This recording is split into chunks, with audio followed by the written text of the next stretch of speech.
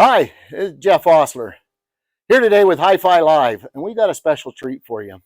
I'm at YG-Acoustics in Colorado, of all places, and I have Steve Huntley here with me, and he's going to tell us a little bit about some of the exciting things that have been going on here at YG. They have a great article that has come out in the Absolute Sound about their speakers, and before we get going, I need to tell you something. My name's Hi-Fi Live. Dick Diamond knew this a long time ago, who's with the company, and he does their Asia sales. He's not here. He's gone to Vietnam, of all places. He heard I was coming and tried to get as far away as he could. Thanks, Dick. But the speakers back here are called Vantage Live. Is that correct? That's correct. They owe me, but it's okay. The whole idea of Hi-Fi Live and Vantage Live shouldn't be lost on people on what we're really about, what we're trying to do here. So, Steve, this is an honor to be here and to see you. Now, tell us a little bit about your history in audio. Where you come from? Why are you here? Well, sure. I joined YG only a year ago, but I've been in the business 35 years. Before being at YG, I was sales director over at Boulder Amplifiers, and you know those guys as well. And great company. Very similar way of doing things to YG. The idea is to do as much as possible yourself. Both companies have machine shops and build really state-of-the-art, fantastic products. We use some Boulder electronics here in our sound room, and they have YGs in one of their sound rooms as well. So, yeah, I saw that yesterday. Yeah. So, but I've been doing this a long time. I had my own retail store. I've worked for a number of different manufacturers. I love music. I love the industry. Did you start out with retail? Is that how you started? No, I started working for Audio Research Corporation. That's where I began in the industry. Yeah. I grew up in Minnesota, and Minneapolis is where I was, and that's where I started in the industry. Had they already put out their great preamps? Is that where they were starting? So I started working there in the late 80s, and they had, I think the SP15 was around that time. Yeah. And so they've built great products over the years, really good people. And it was a great starting ground for me. I learned a lot about listening to music, how to listen to a good stereo and what a good stereo was, all the little things that make a difference. Wow. It was a great experience. So 35 years. I hate to date you, but you're almost as old as me. I'm in my late 50s. Yeah, I got you by a little bit, but I started back about that with my dad. Yeah. But so you've been in that long. So you've been here 1 year. What brought you to YG? Tell me why YG. Well, exciting because, you know, I've known about YG a long time, respected the company tremendously and the products, but there was a change a few years ago where new ownership was brought into the company, and then recently new engineering was brought into the company. And let's the engineering. Okay, we're going to back off. We're going to slow down right there because most people know about the previous owner. They know Yoav. He was quite the character. Yep. He made history. He made a splash when he came in. He had an ad. You remember his ad that he put in the magazines? Best loudspeakers ever in the world. And he said, you cannot tell the difference between our loudspeakers and live. Sure. And he was scoffed at, quite frankly, you know, here in America.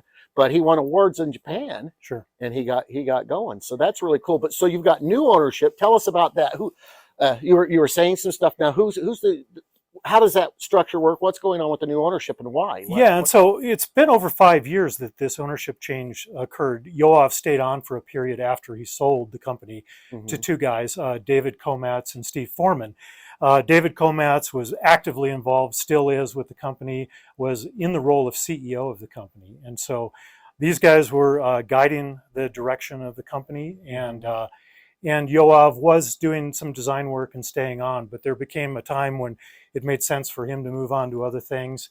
And so that's when a change occurred, which is what really got me interested, is the collaboration with Cambridge Acoustic Sciences and the person who heads that up, Dr. Matthew Webster.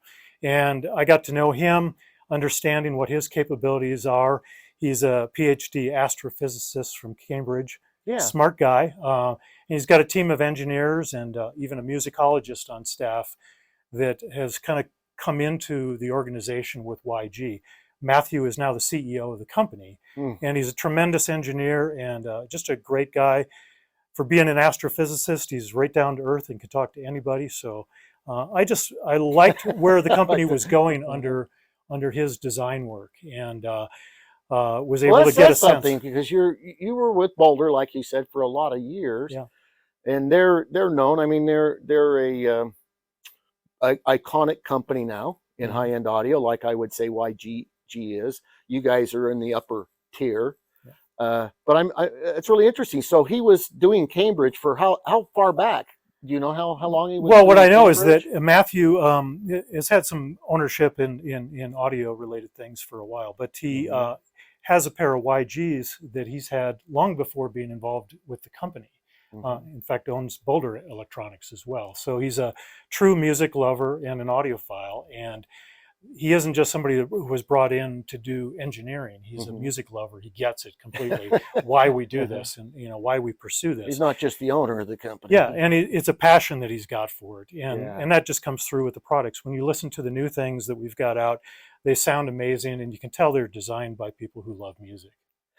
Speaking of which, I'm in, and there's been some bad stuff said about audiophiles, and I have to say this as I'm meeting here with Steve and other people through this series. I hope that people you start to see that this idea, and I want to just get rid of some of this, that audiophiles, by and large, you can put them in a certain category, and that they're out of touch, they're jerks.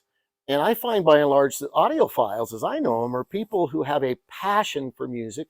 They love music, and this idea that all they're after is gear has been crazy to me anyway Yeah. to do. So uh, how does listening, if he's an astrophysicist, tell me, we're in your listening room right now, and it's beautiful. Mhm.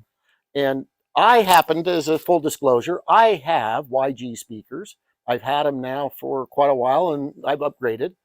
I have the Sonya 2.3s, and I think they're wonderful. And I'm running that with Boulder Electronics, by the Mhm. way. So we Yeah. have quite a bit in common here. Yeah. But does listening still play a big role in what you guys do with your speakers? Tell me, and if so, how does that play into to what you're doing with all of the other engineering side? Well, all the engineering in the world is an important part for the foundation of what we do. It starts with the science of it and the engineering, but none of it matters if it doesn't sound good. And so Mm-hmm. it's critical that we listen to everything. And Matthew is a good listener. As I said, he has a great musicologist on staff who's a tremendous listener. What's a musicologist? What is that? Oh, maybe I shouldn't be the one to describe that, but he has a PhD in musicology. He understands classical music, in his case, to a degree that I've never met Uh, from an individual. We do something here at YG every week called Song and a Slice, where mm-hmm. the whole team comes together. We get some pizzas, and three people from the team, each of them plays a song, and you talk a little bit about the song. Well, we all have a few things to say about the piece of music that we've got, but Andreas talks about a piece of music to a level that I've never understood or heard before. He gets very deep into a particular recording, the way it was made, the meaning of the piece of music, and what to hear and what to listen for. And some pieces that I thought I knew before, after his descriptions, I got completely new understanding of the intent of the music. Hmm. And with a good stereo, of course, that's the thing. You can hear the intent of the musicians and the recording engineers. That's when it's fun. Well, you guys have done quite a departure, because high-end audio traditionally has never seen. I mean, we have KEF started now, and we have some other companies, but you actually have got now electronics and the amplification right within Right. this Vantage Live, correct? You've been around, like you said, for a long time. Tell me about that difference now, because if you're coming in and you're hearing the music, what is it you're noticing, Steve? What is it we gain by going to this type of amplification, right? The speaker, and what do we lose, if anything? Do we lose anything, or are we just... Sure. I mean, it's a natural question that you're going to get when you have an active speaker. An assumption is probably somewhat made that that's a lifestyle product. Mhm. You're giving something up. Sonically, with this system, you're not giving up anything. We Mhm. worked with Bel Canto, who's a company out of Minneapolis, great electronics design company. They've wanted for a long time to do an active speaker. We've wanted to do an active speaker, but until we had that collaboration to work with them, and Mhm. with Matthew's leadership and engineering on the DSP side of the crossover, we were able to kind of combine these things and do something that nobody had done before. So what it does sonically is when you have an amplifier directly driving the drivers themselves without a physical crossover in there, all those components, which you lose efficiency, you get a dynamic ability that you've never heard before. You get resolution, you get detail. but also because of the way that the crossover was done, the way that the speakers are designed, and really the fact that there aren't parts in the circuit for the So crossover. we're not talking passive crossovers here. No, digital You crossover. have full digital crossover. That's right. That's in here, and that was designed by By Matthew Webster, the astrophysicist. Yeah, yeah. And so you get just a much more efficient system. It sounds very musical. Bel Canto's been working at that technology for a long time, and they really have it dialed in. You know, they started by building single-ended triode amplifiers, so they know what a good sounding amplifier sounds like, and they've been working on that a long time. So this collaboration is unique. What it accomplishes is the convenience that a lot of people in the world are looking for, but the sound that any audiophile would be happy to have. I have separates. I've been, lucky enough to have a wife that tolerates having all the gear and the speakers way out in the room, and she loves music, but she wants Vantage Live. I want Vantage Live in our own home, so we're kind of in line for a pair of them. And the performance isn't a trade-off compared to the best of separates. So we'd say the WAF factor, Yep, life acceptance factor, is pretty high, extremely right high. now with these. Right. And that is a big issue. We would think it wouldn't be, but I find a lot of people, they know the speakers sound better pushed away, and they know that cobbled together. I mean, high-end audio traditionally hasn't been something that you go and you go, that looks like a piece of art or anything. It's really after the sound, but these are beautiful. I'm looking at them behind me, Stephen. I mean, they've got nice rounded corners. I mean, these have come a long way since the first Anauts that I heard from Yoav, right? Right. So it's an evolution of that in terms of the look of the product, but we think they're acceptable. It's the right form factor for this product that we've introduced.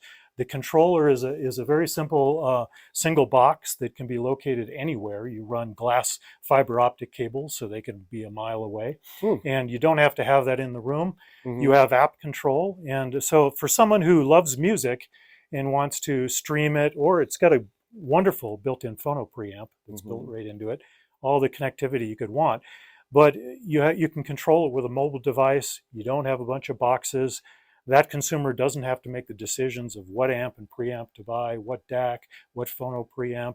It just takes a lot of that out. So does it take the place of all of those? You're telling me that is it DAC? It's a DAC. Okay. Preamp. Amplifiers. Amplifier. Yeah. That's amazing. So are you you're controlling it through what, a Bluetooth to control? You have an iPad or a mobile device that talks to it on the network, just like you would use. So it's a Roon endpoint, for example. That's what I was going to ask. It is a Roon endpoint. Yeah.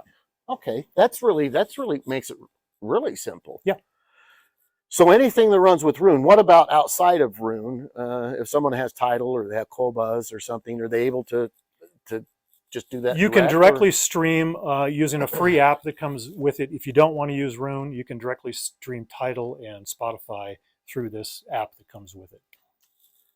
That's fantastic. I mean, we're entering in what I think is the best day and age ever to be an audiophile. Right. I think we have the best source material, even the stuff that was recorded that they're redoing from the 60s and the 70s. I can't think of a better time to get into audio. But tell me about cost-wise. What are we looking at in your line? Where does it go from?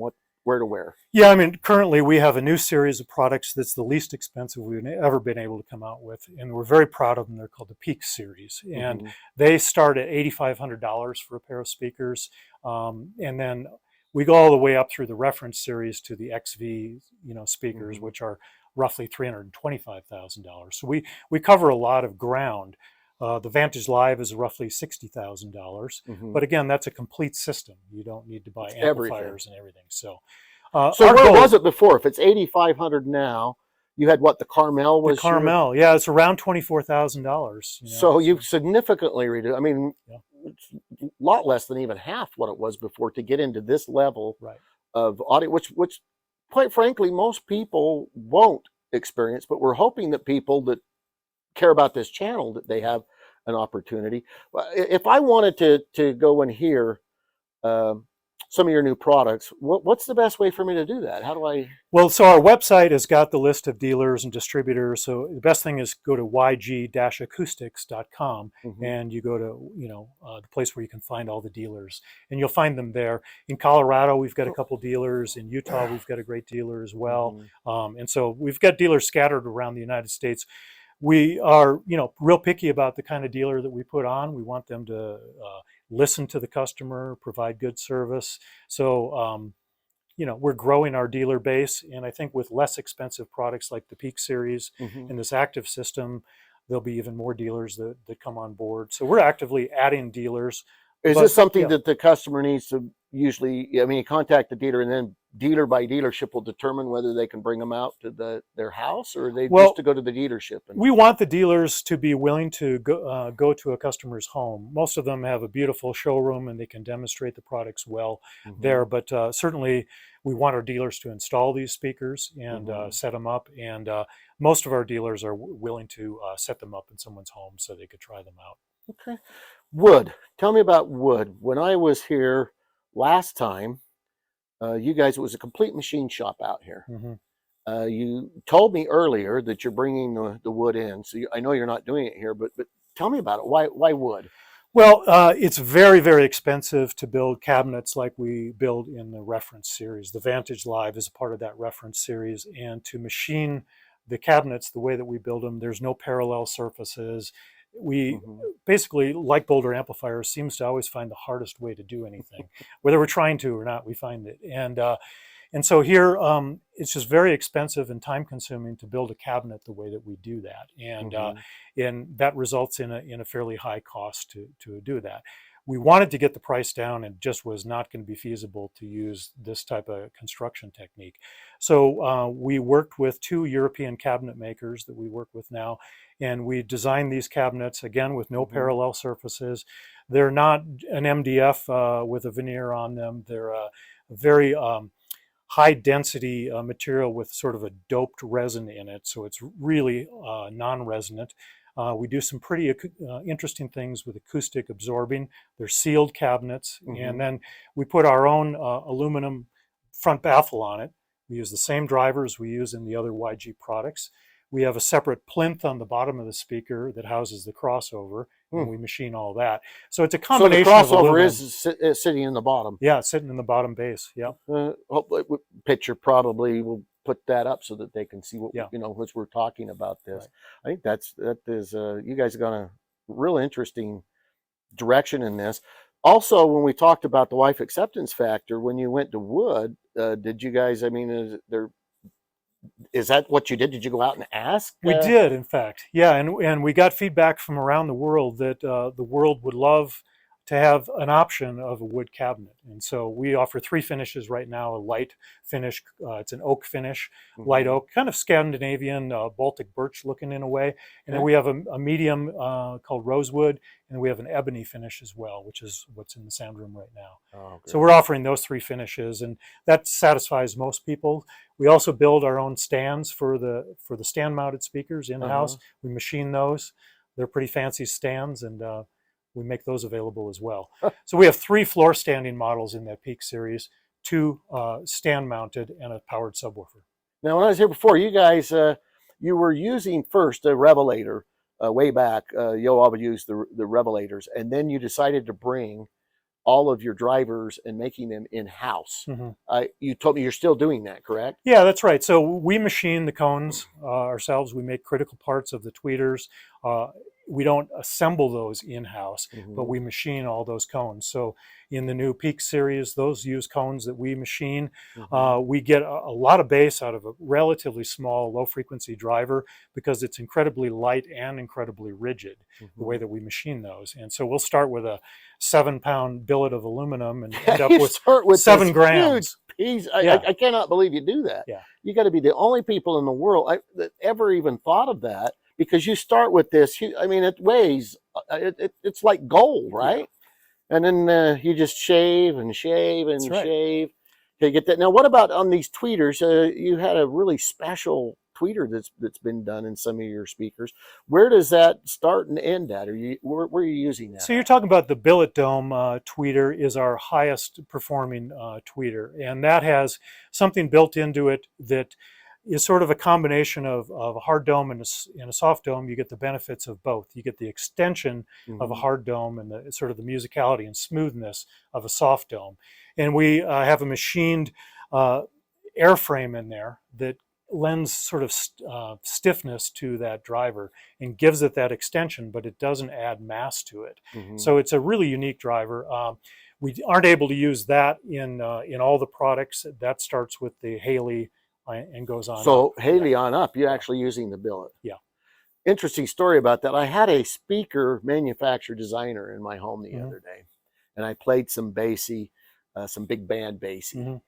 And I think it was 1 o'clock. Anyway, it has some parts, and one of the things I've always liked and just thought was fantastic is live big band music, the dynamics of it. Right. I mean, it goes from just nothing to bam, you're out there, right?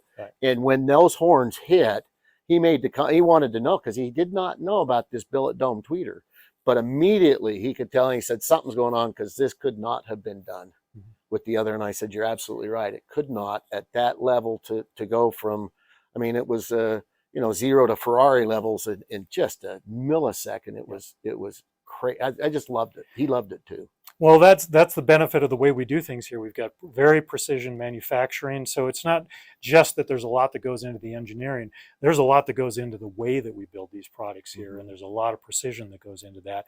But again, what matters is how it sounds. And we put a lot of time into listening to things, and we love music. And so for us, using that technology to get to the heart of it is what it's about.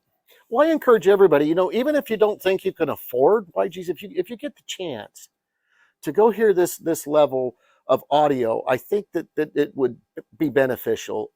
One of the things I always found with YG speakers is that it was very revealing, and it could tell me what the other source components, and even though you may not be able, or you have the Advantage Live, it will tell you about your sources. I mean, how it's recorded and what's going on better than most anything I've ever seen. Well, Steve, I sure appreciate you taking this time. I know you got to go to France, so I got to ask just one last question, and then we'll let you go. Sure. What is it that we should have known, or is there anything you would like to tell us about YG that we have not covered? Well, I think I just want to make sure that people understand that, all the people at YG love music, and that's what makes us get up in the morning and come to work and love what we do.